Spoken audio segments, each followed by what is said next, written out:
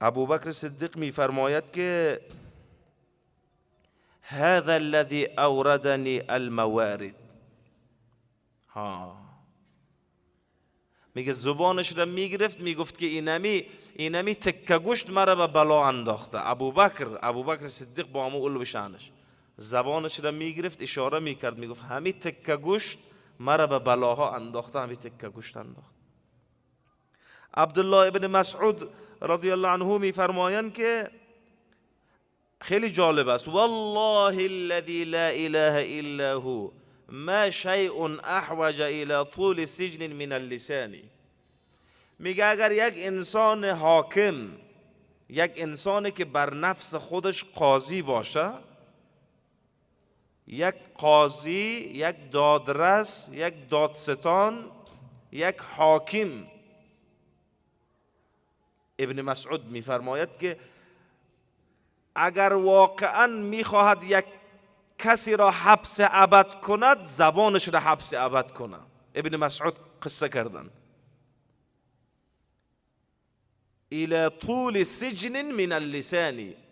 هیچ چیز جرمش از زبان کرده بالاتر، یعنی مجرمترین موجود دنیا زبانه. اگر یک قاضی حکم حبس ابد بدهد باید به زبان بده، زبان به می زندان دهان حبس ابد کنه، جرمش همیست.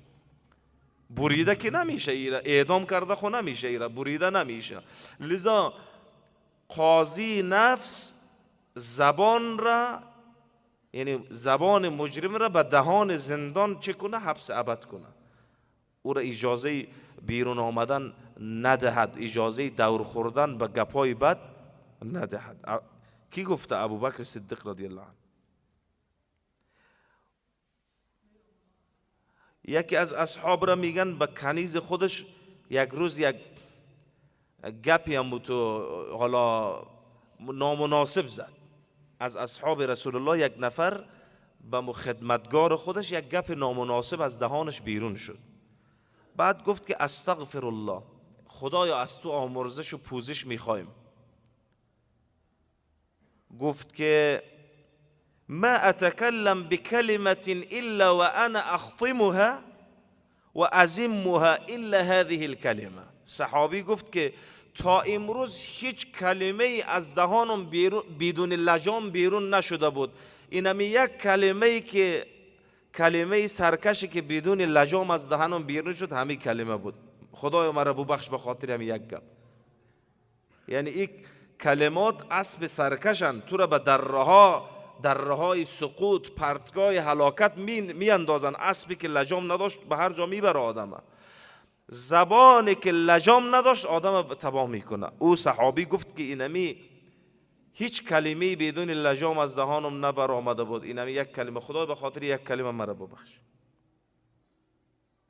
بله، چطور کلمه؟ مثلا مثال گوش کنید، حالا بر خود بگوییم، بر خود. اشرف علی طحانوی رحمت الله علیه، حکیم الامه، یک عالم هندی مسلمان، حکیم الامه، 1000 جلد کتاب تصنیف کردن. اونا میگفتن هر وقتی که یک گناه از ما سر میذاره، باز همو جمعه از همو گناه سخنرانی میکنم، به خاطری که 1 ساعت گپ میزنم که همین گناه به یاد خودم، به ذهن خودم خوب جانشین شوه که خودم همین گناه را انجام ندم. اشرف علی طحانوی رحمت الله علیه.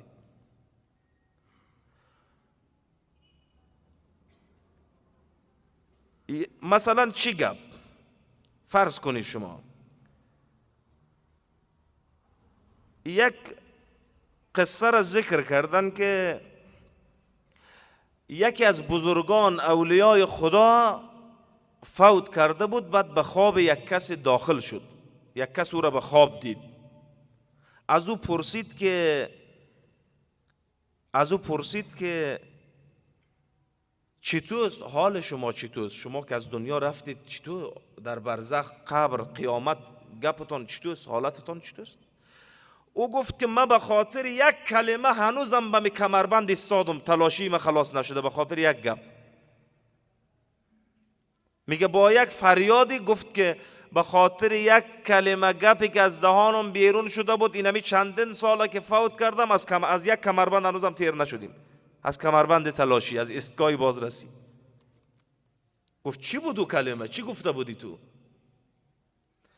گفت که یک روز باران نیامد. حالا در یک موسم که باران به تعویق افتاد و به تأخیر افتاد، من یک کلمه گفتم که و ما احوج الناس الى الغیث، مردم چقدر به باران ضرورت دارن، مهربانی خدا باران نمیکنه. میگه من این همین قدر گپ گفته بودم که زمین خشک شد، مردم چقدر ضرورت دارن، لیکن مهربانی خدا باران نمیکنه. با ما گفت که و ما یدریک انا اعلم بمصلحت عباد، خدا مرا استاد کرده میگه که تو خوب میدانستی حال بنده را یا من میدانستم، تو مهربان بودی به بنده یا من مهربان بودم، چرا اعتراض کردی؟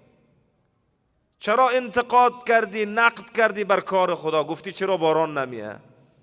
و به خاطر این همی سال هاست که بندش دارم، تلاشیم تمام نمیشه.